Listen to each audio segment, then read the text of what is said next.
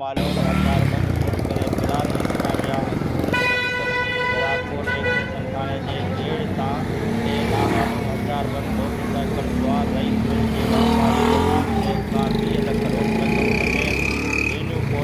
Mobile फुर करे फिरार। Police जे इतलाह जलालपुर रोज़ाना आए ॾींहुं वापारी ऐं शहरनि सां अहिड़ा वाक़िआ पेश था अचनि पर इंतज़ामिया अकूल निंड सुतल आहे। शहर आईजी सिंध